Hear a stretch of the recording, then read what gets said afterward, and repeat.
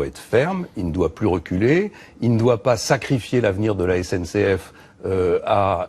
Ce matin-là, alors que François Fillon, du haut de ses 72 ans accomplis, prenait enfin la résolution de rompre son silence. Une tension palpable semblait s'être emparée de Paris. Une bruine persistante s'abattait sur les toitures d'ardoise, dessinant des zébrures mélancoliques sur les fenêtres de son appartement feutré du 7e arrondissement. Ce quartier, pourtant coutumier du va-et-vient des diplomates, des ministres à la retraite et des grandes figures politiques retirées des affaires, était loin de se douter de l'événement exceptionnel qui se tramait derrière ces façades cossues. Depuis plusieurs mois, des conjectures insistantes couraient sur son état d'âme. D'aucuns évoquaient un exil volontaire loin de la scène publique, tandis que d'autres supposaient la rédaction d'un ultime testament politique, voire d'un ouvrage de confession. Mais nul n'aurait pu anticiper la nature de ces révélations, et encore moins le sujet central de celle-ci, celle qui avait partagé son existence pendant plus de 40 années, Pénélope. Il prit place à son bureau, un imposant meuble, orné de marqueterie florentine, un legs d'un oncle éloigné. Face à lui se trouvait un carnet à la couverture sombre, totalement immaculé. Il l'ouvrit avec une lenteur délibérée. Les premiers mots tracés semblaient vaciller sur le papier, comme si chacun risquait de réveiller une blessure trop profonde. Puis, subitement, le trait de sa plume gagna en fermeté, en assurance. L'homme qui écrivait ces lignes, François, avait pleine conscience qu'un jour, son récit trouverait un lecteur, un éditeur peut-être, ou un journaliste, ou bien même le grand public dans son intégralité. Depuis une éternité, il endurait ce secret tel un fardeau écrasant, une vérité tue qui, il en était convaincu, avait orienté ses décisions, anéanti sa trajectoire professionnelle et profondément remodelé son union. En cet instant solennel, l'ex-premier ministre eut la certitude qu'il ne pouvait demeurer l'otage de ses souvenirs, et il libéra enfin le flot des mots. Pendant très longtemps, la France s'était accoutumée à l'image de Pénélope Fillon, une personnalité réservée, presque en retrait, une femme, d'origine galloise à l'apparence sereine. Systématiquement, un pas derrière son époux lors de ses apparitions officielles, aux yeux de la sphère politique. Leur couple incarnait une forme de stabilité traditionnelle, presque réconfortante. Un homme d'ambition, méthodique, un pilier de la droite républicaine, et à ses côtés, une conjointe tout en douceur et en discrétion. Cependant, François savait, et il le consignait enfin dans ses premières pages, que cette façade publique n'avait jamais correspondu à la réalité profonde de leur mariage. Derrière les tentures épaisses de leur demeure de la Sarthe, derrière les murs imposants des hôtels particuliers qu'ils avaient parfois occupés, se déroulait une toute autre histoire, une chronique complexe, faite de mystères, de silence et de contradictions fondamentales entre leurs deux natures. À de multiples occasions, François nota avoir essayé de percer ces zones d'ombre, mais Pénélope déviait invariablement la discussion, comme si une barrière invisible l'isolait de certaines réalités. Il coucha ces mots sur le papier. Pendant 40 ans, j'ai eu l'illusion de connaître la femme qui partageait ma vie, mais je n'avais fait qu'effleurer la surface. Son cœur véritable, je ne l'ai appréhendé que bien trop tard. Ces phrases, chargées de sens, initiaient une confession qui semblait avoir mûri en lui pendant d'innombrables années. Toutefois, François n'entendait pas livrer un récit de récrimination. Il ne souhaitait ni condamner ni se justifier. Sa quête était avant tout d'élucider, pour lui-même d'abord, ce qui avait réellement sculpté leur existence commune. Fillon poursuivit son écriture. Se remémorant les débuts de leur union, il se souvint de leur simplicité, de leurs aspirations mesurées, des interminables balades dans la campagne galloise où ils avaient tant de fois échafaudé leur avenir. Pénélope lui apparaissait alors sereine, d'un mystère presque indécelable, mais jamais source d'inquiétude. Et pourtant, en réexaminant le cours de son existence, François saisissait à présent que cette réserve absolue n'était pas uniquement le fruit de la pudeur ou d'une éducation toute britannique. Il lui avait fallu un temps infini pour le reconnaître. Pénélope abritait en elle une chose qu'elle ne parvenait pas à dévoiler, ou qu'elle se refusait obstinément à partager, durant les périodes de campagnes électorales. Ce comportement devenait encore plus flagrant. Elle se tenait en retrait, offrait un sourire de circonstance, mais ne prenait jamais la parole. Certains de ses conseillers y voyaient une tactique, d'autres un manque d'intérêt, total pour la vie politique française. Mais François, lui, décelait bien autre chose, une crispation, une angoisse subtile mais omniprésente qui affleurait parfois dans le regard de son épouse quand elle se croyait à l'abri des regards. Il consigna dans son carnet, ce n'était pas de la réserve, c'était une forme de contention. Une contention issue d'une lutte intérieure que je n'ai pu saisir que bien des années après. Cette phrase, méticuleusement calligraphiée, suggérait que l'ancien chef du gouvernement s'apprêtait à aborder un aspect crucial de leur histoire commune. Quand a surgi le scandale qui a ébranlé la nation tout entière, une majorité de personnes ont cru assister purement et simplement au crépuscule d'une carrière politique. Mais pour François, cette épreuve terrible ne fut pas qu'une simple affaire. Elle fut un catalyseur, un puissant révélateur des fissures, cachées au sein de son couple, de vérités dissimulées, de mensonges par omission, de décisions hâtives prises à deux, mais dont un seul des deux comprenait la portée. Il se rappelait avec une clarté saisissante le jour où le scandale explosa dans les médias. Presse. Le téléphone n'arrêtait pas de sonner. Les conseillers défilaient les uns après les autres.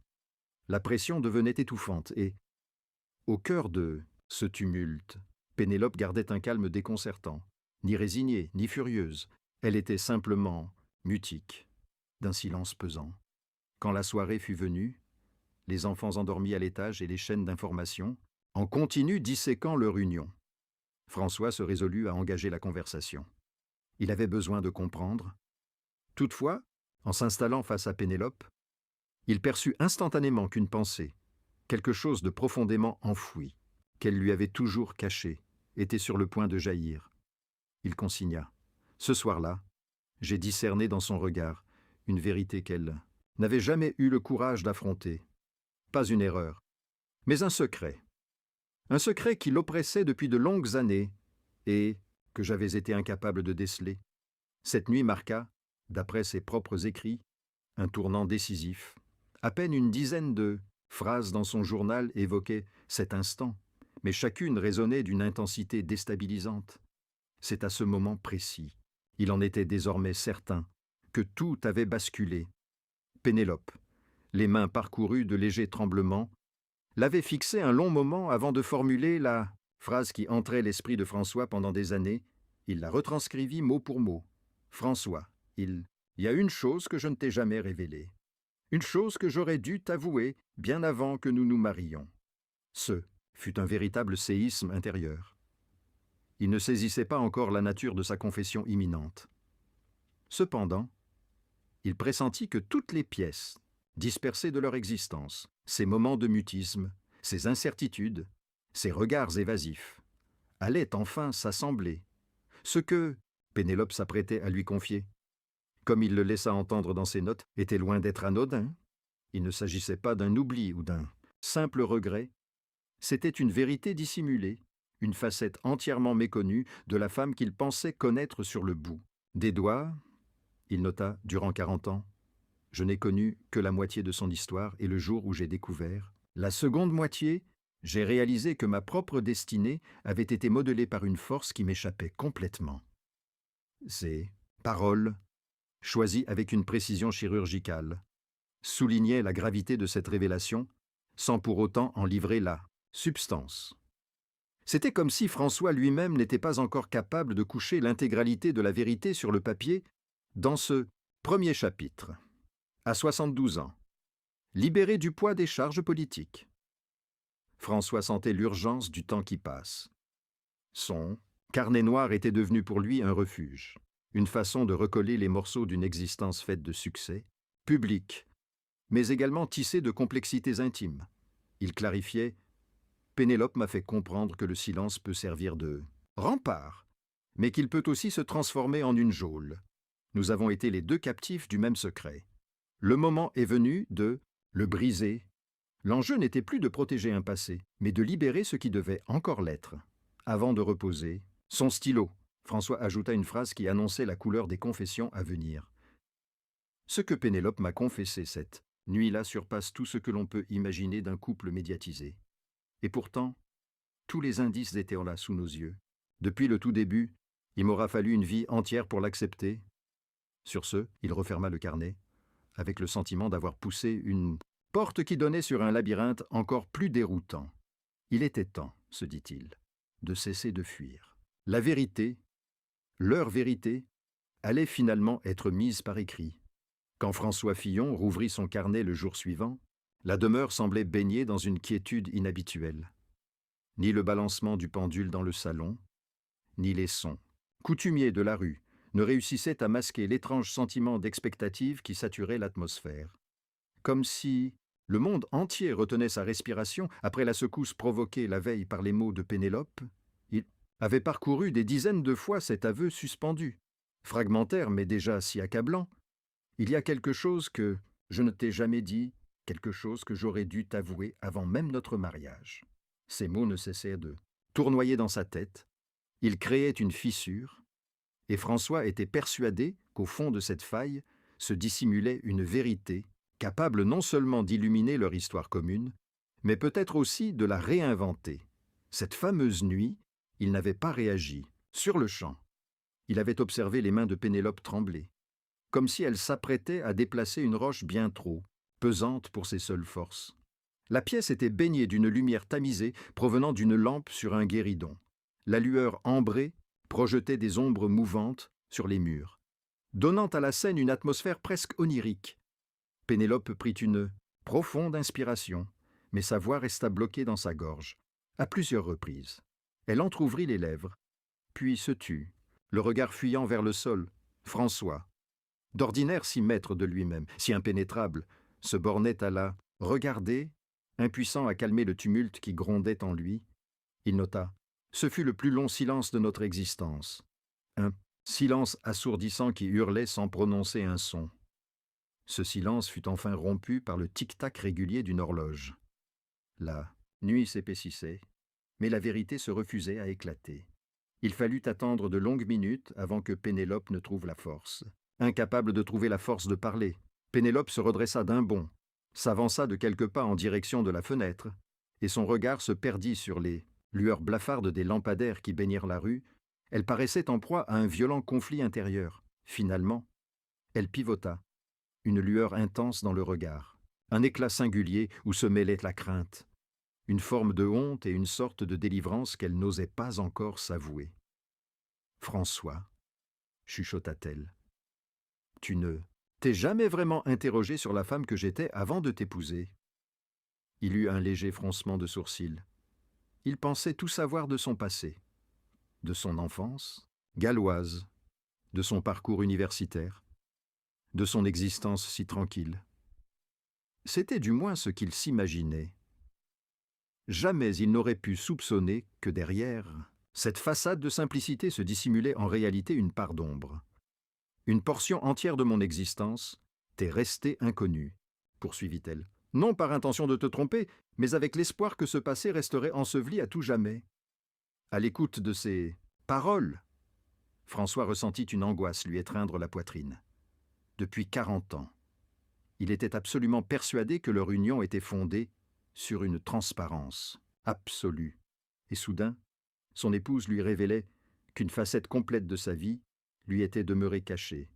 Elle enchaîna « Avant notre rencontre, j'ai traversé une épreuve qui m'a métamorphosé en profondeur, une épreuve à laquelle je n'ai jamais eu le courage de me confronter jusqu'à ce jour. » François consigna dans son journal le souvenir d'un frisson glacial qui lui avait parcouru la nuque. La révélation qui s'annonçait paraissait d'un poids insoutenable pour leur histoire commune. Pénélope prit place, les mains croisées sur ses genoux. Aucune larme ne coulait, ce qui, la connaissant, était d'autant plus déconcertant. Ses traits demeuraient complètement figés, comme si la moindre manifestation d'émotion menaçait de provoquer son effondrement si elle se laissait aller au plus petit tressaillement. « Lorsque j'avais 20 ans, un événement est survenu dans ma famille, » articula-t-elle enfin. « Un drame qui a fait voler en éclats toutes mes certitudes et m'a contrainte à rompre tout contact avec. Une portion de mon histoire. » Elle ferma les paupières un court instant, comme pour rassembler ses esprits. « Je ne t'ai jamais révélé la véritable nature de ma relation avec mes parents, ni la raison profonde de mon départ du pays de Galles pour m'installer en France. » François, abasourdi, se remémorait ses explications d'alors, Elle avait toujours justifié son départ par une passion dévorante pour la culture française. Elle lui avait confié son désir d'explorer le monde, de poursuivre ses études à l'étranger, de prendre un nouveau départ. Cependant, il n'avait à aucun moment imaginé que cet exil cachait une motivation bien plus obscure. J'ai réalisé cette nuit-là que ce n'était pas d'un pays que Pénélope avait fui. C'était un souvenir qu'elle cherchait à fuir, nota-t-il. Pénélope continua d'une voix à peine audible. « Je ne souhaitais pas que mon histoire passée devienne ton fardeau. Mon ambition était de repartir de rien, de bâtir une existence qui ne porterait pas les stigmates de ces événements. » Sa voix se fit plus basse encore. « Mais l'histoire finit toujours par nous rattraper. » François perçut l'ambiance s'alourdir, devenant quasiment irrespirable. Cette déclaration résonnait comme une prédiction funeste. Il saisissait maintenant la raison pour laquelle Pénélope s'était constamment maintenue à une distance prudente de l'univers politique. Pourquoi elle préférait l'ombre à la lumière? Pourquoi elle donnait l'impression de se réfugier parfois derrière un sourire particulièrement réservé? Toute son existence d'adulte semblait s'articuler autour d'un précaire, et qui libre être là, sans jamais véritablement s'exposer. Elle lui confia que des individus liés à son passé avaient refait leur apparition plusieurs années auparavant, ravivant en elle une terreur ancienne, une angoisse dont elle n'avait jamais parlé à son époux. Son regard portait les stigmates d'un combat intérieur. J'ai eu subitement le sentiment d'avoir partagé 40 ans avec une femme qui luttait pour survivre à un drame dont j'ignorais absolument tout. Pénélope fit une pause, le regard absent, puis, d'un murmure à peine audible, elle poursuivit. Et au moment où le scandale a éclaté, tout est remonté à la surface. Tout ce que j'avais enseveli, la terreur, l'humiliation. François se rappelait de cet instant comme d'un véritable ouragan. Il avait observé son épouse se replier davantage sur elle-même, prendre une allure quasi fantomatique. Sur le moment, il avait cru qu'elle ne tolérait simplement pas l'exposition médiatique. Il réalisait maintenant qu'il s'agissait de bien, autre chose. Pénélope enchaîna. « Ce n'est pas le jugement du public qui m'a terrifié, mais plutôt ce que cette crise risquait de faire ressurgir. J'avais peur que des individus de mon passé ne réapparaissent. » Ces paroles heurtèrent François, de plein fouet. Il comprit à cet instant que la tourmente politique n'avait pas uniquement ébranlé leur couple. Elle avait réactivé un traumatisme profondément enfoui, assis face à elle. François eut soudain l'impression que le sol se dérobait sous ses pieds. Il prit conscience qu'il n'avait jamais réellement mesuré l'étendue de la souffrance de Pénélope. Elle avait enduré les polémiques, les campagnes électorales, les dîners protocolaires et les attaques avec une dignité exceptionnelle, tout en portant également un fardeau imperceptible. Je me suis rendu compte que j'avais bâti mon existence sur une chimère, celle de penser qu'il est possible de connaître un être dans son intégralité. Or, l'âme humaine est un territoire aux limites changeantes. Je n'avais entrevu qu'une facette de Pénélope. Il consigna dans ses notes avoir éprouvé un sentiment de culpabilité. Non pas pour avoir ignoré la vérité, car elle ne la lui avait jamais révélée, mais plutôt pour ne l'avoir jamais pressentie. Jamais il n'avait formulé les interrogations qui auraient pu entr'ouvrir cette porte bien plus tôt. Quand Pénélope recommença à parler, le timbre de sa voix s'était transformé. Elle n'était plus tremblante, mais inébranlable. Sa décision était prise. « François, il est impératif que tu saches toute la vérité. Je refuse que ce fardeau continue de miner le peu qui nous reste. » Elle prit une longue inspiration. « Cependant, pour que tu saisisses tout, je suis obligé de revenir au tout début, celui que je t'ai dissimulé pendant 40 longues années. » Il la dévisagea, le souffle suspendu. « Je vais te dévoiler les véritables raisons de mon départ du pays de Galles. » Le cœur de François martelait sa poitrine avec une telle violence qu'il crut sentir venir des palpitations. Il se mit debout, tourna la clé dans la serrure, ferma les lourds rideaux et revint, s'installer juste en face de son épouse. Il avait l'intime conviction que les paroles à venir allaient tout transformer. Pénélope saisit sa main. Ses doigts étaient une froideur de glace. Tout a débuté la nuit même où mon frère s'est volatilisé. François demeura pétrifié. Jamais il n'avait eu connaissance de l'existence de ce frère. Il nota, fébrile. C'est à ce moment précis que j'ai réalisé que ma femme portait en elle une tragédie bien plus vaste, bien plus obscure et profonde que tout ce que j'aurais pu concevoir, et que cette tragédie allait inévitablement devenir la mienne. La vérité s'apprêtait enfin à éclater, mais son sillage menaçait d'avoir le goût du malheur. La pièce baignait dans une obscurité dense quand Eleanor Winthorpe laissa finalement échapper la phrase qui ébranla Adrien Laroche, jusqu'au plus profond de son être. « Tout a commencé la nuit où mon frère a disparu. » Ces mots résonnèrent à travers la salle à manger, tel un glas funeste. Leur poids était si écrasant qu'Adrien sentit un frisson glacial lui parcourir l'échine, comme si une entité invisible venait de fendre l'air de la pièce. Eleanor maintenait sa tête inclinée, ses doigts entrelacés et ses lèvres frémissantes, sans qu'un seul son ne puisse en sortir. On aurait juré qu'elle revoyait une scène terrifiante, ensevelie depuis des décennies, un spectre du passé sauvagement arraché à l'oubli.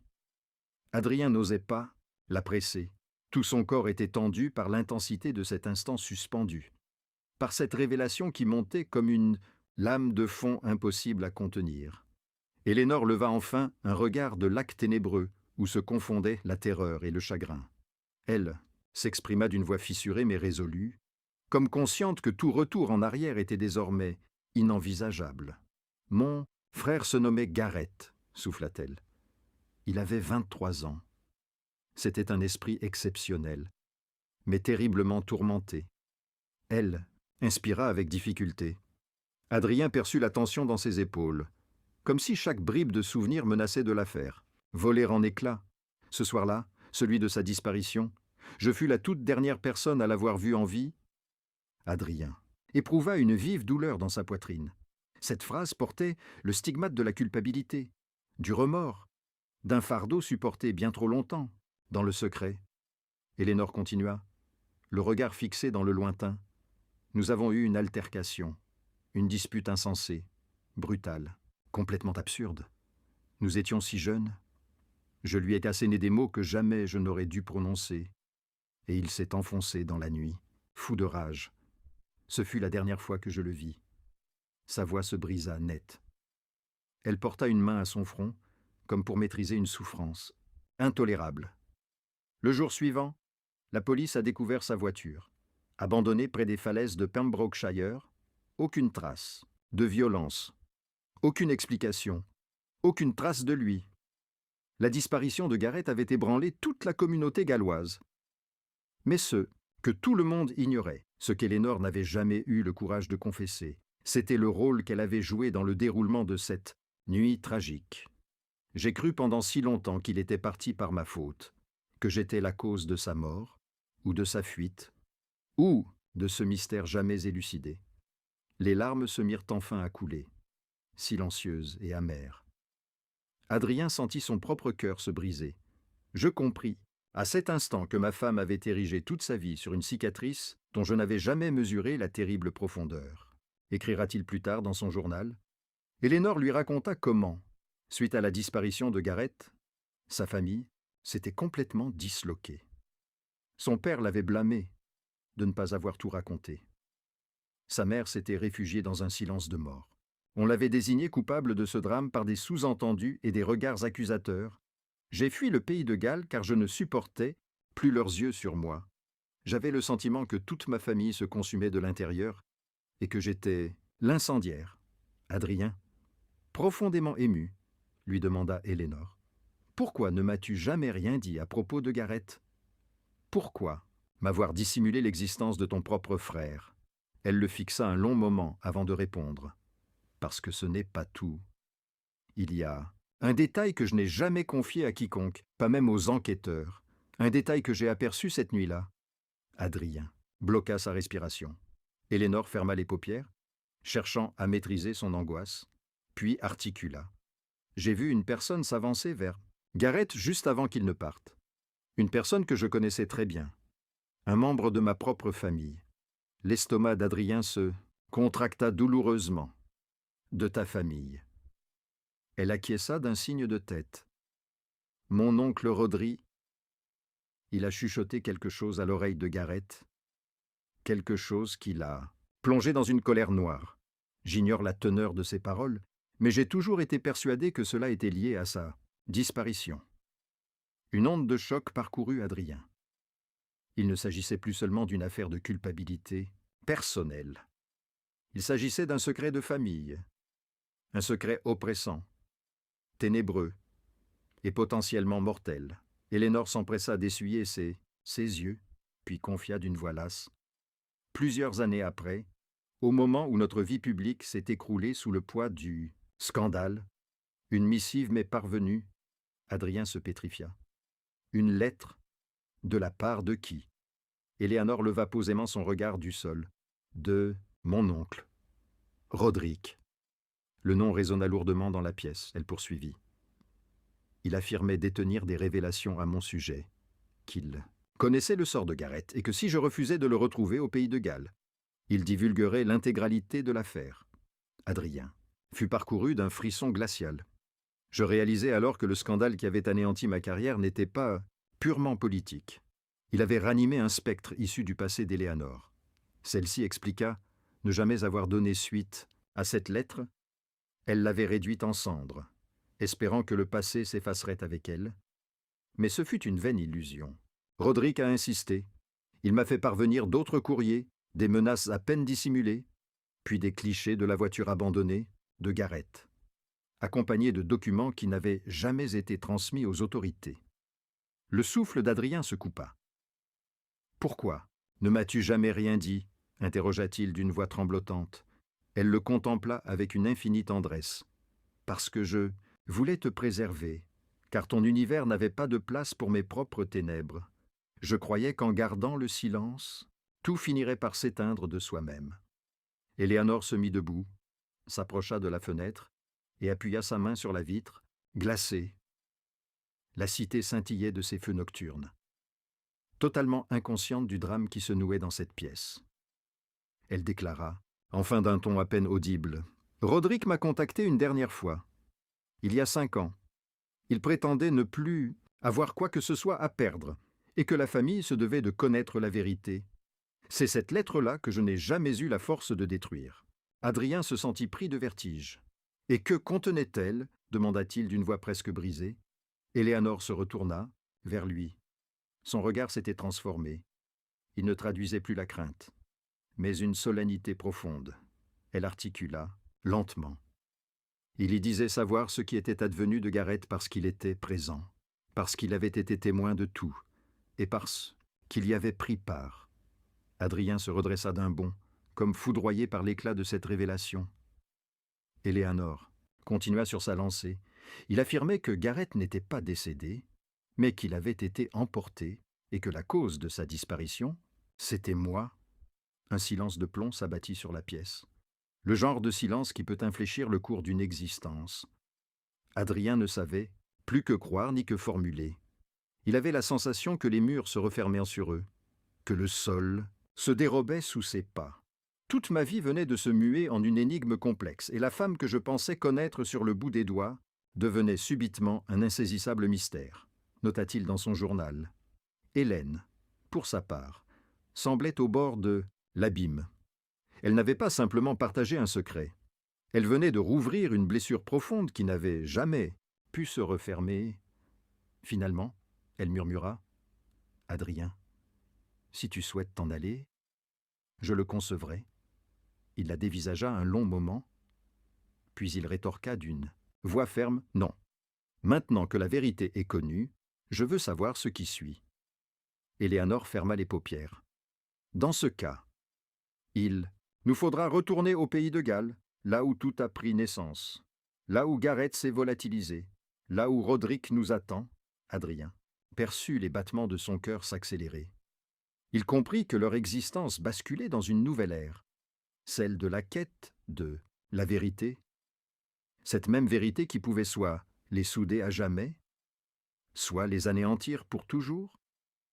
Le convoi ferroviaire progressait avec lenteur à travers les collines galloises, et la clarté blafarde de l'aube dessinait les paysages en silhouettes fantomatiques, accoudés à la fenêtre. Adrien Larocque contemplait ces contrées qui lui étaient étrangères, mais auxquelles son propre destin paraissait désormais indissociablement lié. À ses côtés, Éléonore Wynne demeurait figée. ses mains crispées l'une sur l'autre, comme si elle s'apprêtait à faire face à un jury invisible, autour d'eux. Les autres voyageurs du train vivaient leur vie tranquillement. Mais pour Adrien et Éléanore, l'univers entier semblait s'être arrêté. L'heure de la confrontation approchait, celle qu'ils avaient tant redoutée, esquivée et refoulée, mais qui ne cessait de hanter leur existence. Le pays de Galles les accueillait sous un ciel bas et oppressant, imprégné de cette mélancolie poisseuse qui paraît faire affleurer les souvenirs à la surface de la conscience. Chaque kilomètre parcouru les rapprochait de Pembroke, du lieu même où Gareth Wynne avait disparu 40 ans auparavant, et de l'endroit où leur oncle Roderick avait passé ces dernières, années avant de s'éteindre dans un mutisme sciemment préservé. Éléanore inspira profondément. « Je ne suis pas certaine d'être prête, » chuchota-t-elle. Adrien posa avec délicatesse sa main sur la sienne. « Tu n'es plus seule désormais. Et peu importe ce que nous découvrirons là-bas, nous l'affronterons ensemble. » Elle inclina légèrement la tête, lui adressant un sourire aussi fragile, d'une fragilité rappelant une feuille d'automne qui s'accroche obstinément à la vie. L'ancestrale résidence de Roder se dessinait, au terme d'une allée, dévorée par les épines. Ses fenêtres closes évoquaient un cachot. Le portail était rongé par l'air salin de l'océan. L'endroit ressemblait à un mausolée, érigé en l'honneur du secret d'une famille déchirée. Le cœur d'Éléanore pulsait si fort qu'Adrien avait presque l'impression de pouvoir l'entendre. Ils progressèrent avec précaution, tels deux explorateurs s'aventurant dans un temple oublié, interdit, à l'intérieur. L'atmosphère était suffocante, saturée d'une odeur de poussière ancienne et de boiseries moites. Mais ce fut un détail bien précis qui les cloua sur place, sur une table drapée d'un tissu grisâtre. Une cassette métallique semblait les attendre. Une cassette méticuleusement scellée, qui avait traversé les décennies sans une égratignure. Un mot était posé dessus, une calligraphie vacillante, mais indubitablement reconnaissable. Ces mots, « Non pour Éléanore, lorsque tu seras prête », les genoux de la vieille dame cédèrent, Adrien la rattrapa, puis posa une main sur le coffret. La froideur du métal semblait s'infiltrer jusqu'à ses os. « Veux-tu que je l'ouvre pour toi » murmura-t-il avec une infinie précaution. Éléanore hocha la tête, la gorge trop nouée pour formuler un mot. Avec une lenteur solennelle, il souleva le couvercle. Le contenu se révéla une pile de journaux intimes, des extraits de presse, des photographies sépia et, dominant le tout, une enveloppe cachetée à la cire noire. Adrien s'en saisit et brisa le sceau avec soin. La voix de Rodrigue parut alors s'élever dans le silence, portée par l'encre. Comme un ultime murmure venu d'outre-tombe pour défier le temps. « Éléanore, tu as enduré un fardeau qui n'aurait jamais dû peser sur tes épaules. L'heure de ta libération est venue. La nuit où Gareth a disparu, il ne se dirigeait pas vers la mort. Il venait à ma rencontre. » Un spasme secoua violemment les mains d'Éléanore. Adrien poursuivit. La lecture. La voix grave. « J'étais informé de certaines choses que ton frère avait mises au jour. Il menait une enquête sur des affaires louches, auxquelles j'avais été mêlé bien des années auparavant. Il comptait me dénoncer. Une violente dispute a éclaté entre nous. Il est parti, sur un coup de tête. Ce fut la dernière fois que je le vis. » Une phrase, encerclée à multiples reprises sur le papier, semblait vouloir hurler sa vérité à la face du monde. « Gareth n'est pas mort par ta faute. Ce n'est pas toi qui l'as poussé à s'enfuir. C'est moi, et moi seul. » Éléanore plaqua une main sur ses lèvres pour étouffer un sanglot. D'épaisses larmes silencieuses creusèrent un sillon sur son visage. Adrien lui prit la main, la pressa, sentant toute la fragilité des années de chagrin contenues dans ce geste tremblant. La missive s'achevait sur une supplique. « Accorde-moi ton pardon, si seulement tu le peux, et par-dessus tout, vis enfin. Ne laisse plus mon fantôme dicter le cours de ton existence. » Ce fut à cet instant précis que quelque chose se fendit en Éléanore. Pour mieux se reconstruire, toute une vie a porté une culpabilité qui n'était pas la sienne, une existence de mutisme, d'éloignement, d'angoisse. Et soudain, Le voile de brume se dissipait. Elle inspira à plein poumon, une goulée d'air longue, purificatrice, d'une force presque brutale. Adrien. Je ne sais plus comment exister sans ce fardeau. Il fait corps avec moi depuis une éternité. Il la contempla, le regard empli d'une tendresse infinie. Alors, réapprends. Commence dès aujourd'hui, à mes côtés. Cette simple promesse fit chanceler son cœur. Pour la toute première fois depuis des lustres, Éléanore sentit une brèche de lumière percer ses ténèbres. Ils quittèrent la demeure, abandonnant les spectres, les remords et les mensonges ensevelis. La brise marine leur caressait le visage, telle une absolution. L'horizon leur parut soudain plus vaste, le monde plus clair, l'air plus léger. Adrien se tourna vers Éléanore, qui lui offrit un sourire baigné de larmes. Maintenant, nous rentrons chez nous et nous commençons à vivre. C'était probablement là que résidait la plus grande des victoires. Non pas la vérité absolue, ni la résolution de l'énigme, mais bien la reconquête d'une existence.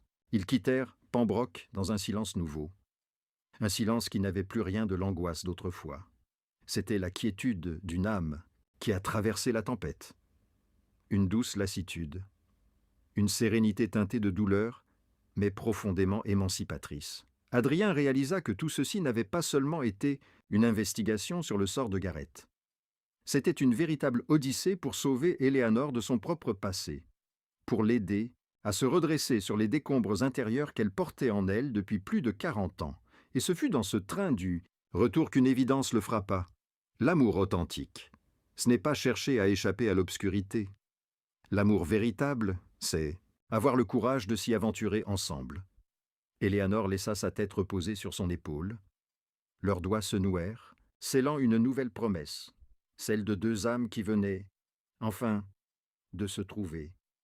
Le passé ne s'efface pas, mais il peut être déposé, et à partir de ce moment, ils purent avancer, non plus le cœur écrasé par le poids des ans, mais porté par l'espérance de ceux qui viennent de connaître une seconde naissance. Si ce récit a fait vibrer une corde sensible en vous, si vous désirez continuer à explorer des destins mystérieux, des parcours poignants, des vérités dissimulées, et ces fragments d'existence qui nous interrogent sur notre condition, alors montrez-nous votre soutien avec un pouce bleu. Abonnez-vous à la chaîne et activez la cloche des notifications. Chaque nouvel abonnement est un encouragement. Chacun de vos clics nous donne la force de poursuivre notre quête d'histoire longue, profonde et émouvante comme celle-ci. Vous ne soutenez pas qu'une simple chaîne. Vous devenez les mécènes d'une aventure narrative. Un espace où chaque destinée mérite d'être contée avec respect, finesse et sensibilité. Bâtissons ensemble une communauté qui chérit les récits forts, les émotions pures et ces instants de vérité qui donnent tout son sens à nos vies. Laissez-nous un commentaire pour nous dire ce que vous avez pensé du voyage d'Adrien et d'Éléanore. Aimeriez-vous que nous donnions une suite à cette histoire dans de prochains chapitres? Merci de nous avoir accompagnés. Nous nous retrouvons très prochainement pour de nouvelles chroniques. Des chroniques où chaque mot est imprégné du souffle même de la vie.